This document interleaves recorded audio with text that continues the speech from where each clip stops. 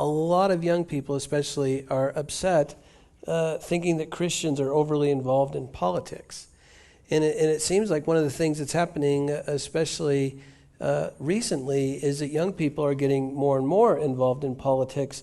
So what do you think's the deal out there that people are uptight about Christians being overly involved in politics? Alex, what do you think's happening with that?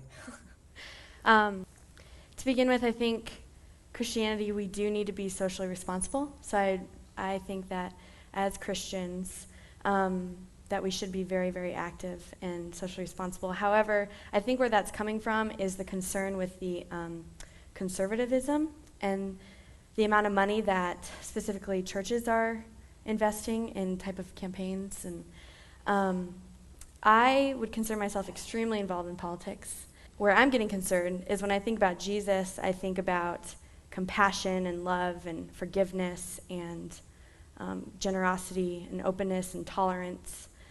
And for me, that's hard because I don't identify those aspects when I think about, welfare, or the death penalty, or the war in Iraq.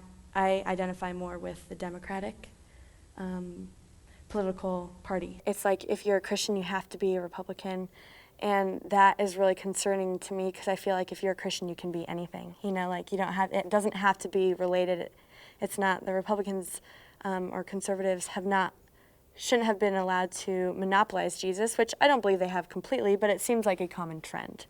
So, Andrew, it seems to me like part of what's being said here is that not so much that politics are bad and that there should be some, extreme total separation between Christianity and politics, but it sounds like what Alex is saying, I've heard others saying, is it's a certain way that politics are being practiced by a certain part of the church. Do you think that is it, or what? Well, one concern that I see growing is that people may have started out with good intentions, but now it's perceived that Republicans are using evangelicals to force their own agenda, and that evangelicals are consenting to that, is the concern that I hear a lot of people voice. And also just that you kind of hear the language of single-issue voters. Yeah.